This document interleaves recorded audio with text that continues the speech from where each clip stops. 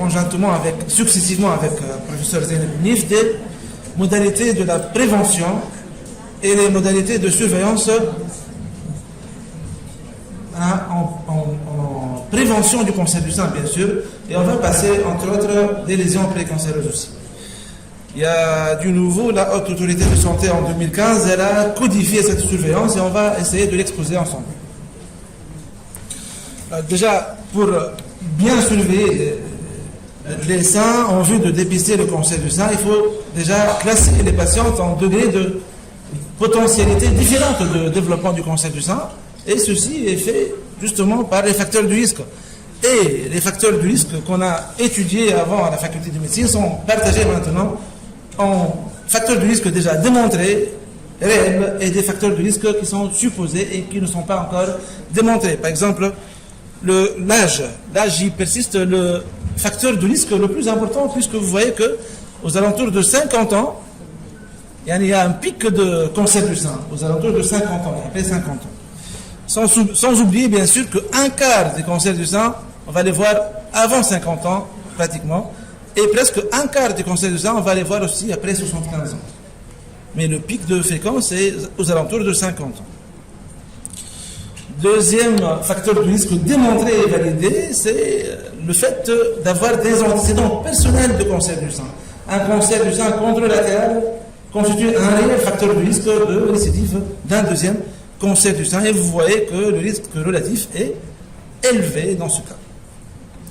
Alors, les antécédents familiaux, comme on le connaît, de cancer du sein, surtout degré 1 et aussi degré 2, ça représente un vrai sur-risque de développement du cancer du sein, et ceci dépend aussi du nombre de personnes atteintes, mais aussi de la précocité de l'âge de l'atteinte. Plus le cancer du sein a atteint plus de femmes dans la famille, plus le risque relatif est élevé, mais aussi plus l'âge est moins avancé, plus le risque relatif est élevé.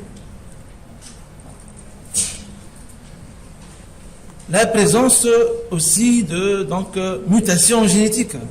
Vous voyez que 2 femmes sur 1000 sont porteuses d'une mutation des 2 gènes que vous connaissez très bien actuellement, le BRCA1 et BRCA2. Et que 5 à 10% des cancers du sein cachent derrière des mutations géniques de ces 2 gènes. Et que si on a cette mutation génique, 40 à 85% de risque de développer un cancer du sein. Alors ce sont les facteurs de risque validés de cancer du sein. Pardon.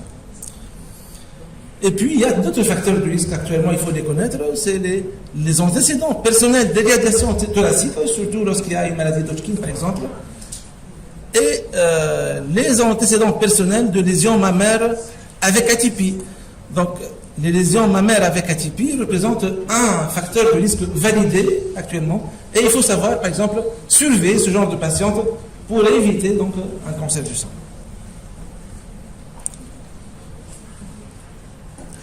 Voilà.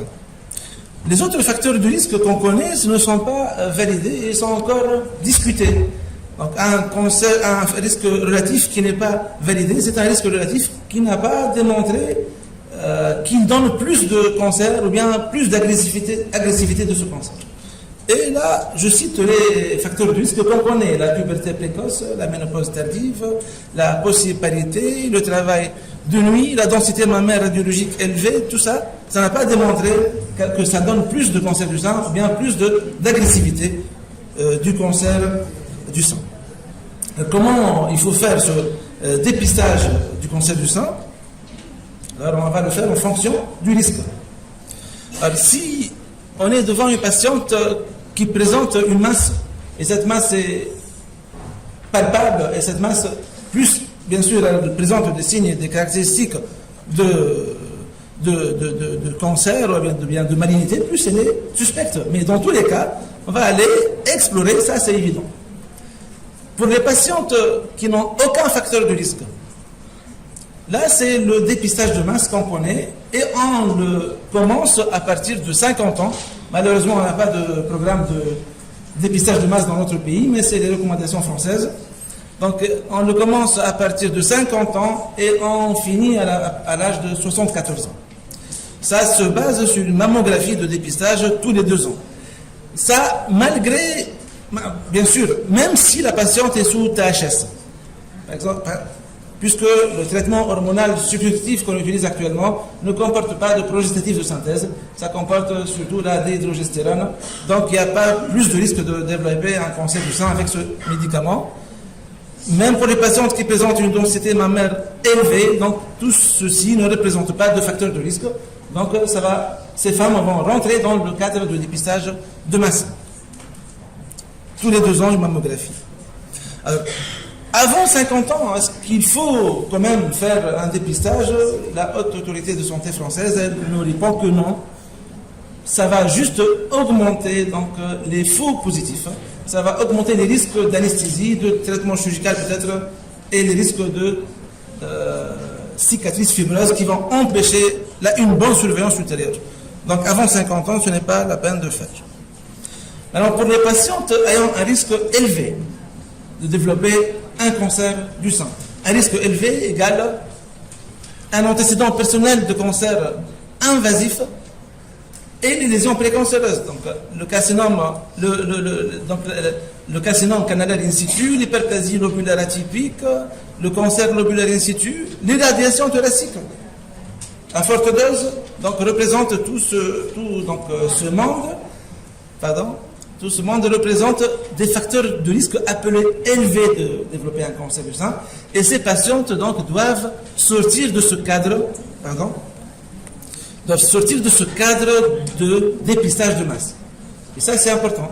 Et ça c'est dans le vif de notre sujet, parce que les patientes qui présentent des lésions précancéreuses doivent avoir une manière différente de dépistage, et on va essayer de le voir tout à l'heure. Alors, les patientes qui présentent ce score, et ce score d'Esinger, c'est un score qui nous montre que cette patiente, on doit la confier à un oncogénéticien. Bon, c'est une spécialité à développer en Tunisie. Là, vous voyez que ça se base sur des antécédents familiaux. Par exemple, si on a un antécédent de cancer du sein chez l'homme, ça va donner un score à 4 et ça va indiquer une consultation d'oncogénétique. Je vous laisse lire, si vous voulez, cette classification sans la citer, pour vous dire que pratiquement, il y a beaucoup d'indications à faire passer cette patiente à une consultation oncogénétique. Et si on a passé cette patiente à cette consultation, c'est qu'on juge qu'elle appartient à un risque élevé de développer un cancer du sein.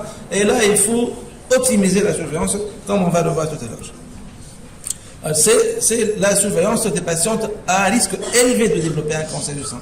Vous voyez, les facteurs de risque, on les a cités. À chaque fois, on va passer à un examen clinique, à une mammographie, peut-être à une échographie mammaire si besoin, parfois carrément à une IRM mammaire. Et on voit ici que actuellement la surveillance est codifiée. Je prends un exemple. Par exemple, ça c'est le score de Desinger, et on s'en fout un peu. On va aller vers, par exemple, les antécédents de cancer du sein invasif ou la présence d'un carcinome canalaire in situ. C'est une patiente qu'on a opérée pour carcinome canalaire in situ, validé histologiquement. Là, il faut aller faire un examen clinique 2 fois par an pendant 2 ans, et puis tous les ans, la mammographie, on va la réaliser d'une façon annuelle, bien sûr d'une façon unilatérale ou bilatérale, suivant est-ce qu'on a conservé un sein ou bien on a enlevé, et l'échographie, on va la faire en complément si besoin, et Dr Nif, elle va nous montrer quand est-ce qu'on va avoir recours à l'échographie. Et je vous laisse un peu aussi voir cette organisation pour ne pas alourdir donc la séance. Je passe un peu. Maintenant, il y a des patientes qui ont des risques carrément très élevés. Et cette séparation en absence de risque élevé et risque très élevé, actuellement est très importante dans l'organisation de ce dépistage. On ne peut plus organiser un dépistage de masse pour toutes les femmes, quels que soient les facteurs de risque et quels que soient les antécédents. Alors, si on a validé la présence des mutations géniques, c'est que la patiente appartient à ce groupe. Mais aussi, si l'oncogénéticien, il nous dit que, parce qu'il a aussi ces critères, que cette patiente occupe cette place dans les risques très élevés, là, il faut... Alors, voilà. Si la mutation génique elle est confirmée, l'examen clinique, on va le commencer à partir de l'âge de 20 ans. Et ce qui explique actuellement, on est en train de plus en plus de voir les cancers du sein chez les jeunes. Maintenant, il faut essayer de pousser, de creuser dans cette voie de recherche et de recherche de cette mutation génique. À partir de 20 ans, on fait l'examen clinique. La mammographie, on va essayer de la commencer à partir de 30 ans. Bien sûr, les radiologues vont nous montrer et démontrer la place de l'échographie ici, parce qu'on peut trouver des seins denses à cet âge. Et l'IRM peut être indiqué. Je ne vais pas beaucoup rentrer dans les indications radiologiques. Alors, pour les patientes dont on a confirmé la présence de mutations géniques, il y a le traitement prophylactique et c'est la mastectomie bilatérale. C'est le consentement de la patiente qui doit précéder aussi cette indication chirurgicale. Mais même si l'oncogénéticien nous pousse à penser qu'il y a réellement ces mutations sans les valider, on ne peut pas aller proposer ce traitement prophylactique parce que le taux de faux positifs des oncogénéticiens est de plus que de 50%. Donc on ne peut proposer ce traitement prophylactique que lorsqu'on valide cette anomalie. Alors, la démarche diagnostique maintenant, bien sûr, on peut être confronté à plusieurs situations. Ou bien l'examen clinique est anormal et on va aller vers le radiologue. Ou bien l'examen de mammographie de dépistage, il trouve une anomalie et on va essayer d'interpréter ensemble, etc. Donc, dans tous les cas, l'examen clinique doit être là, suivi d'un examen radiologique et suivi toujours d'un examen histologique. Et je dis bien toujours parce que même si le nodule ne présente pas des caractéristiques histologiques de malignité, on est obligé actuellement de passer par la biopsie systématique, quelle que soit la nature de la masse, s'il s'agit d'une masse palpable. Voilà.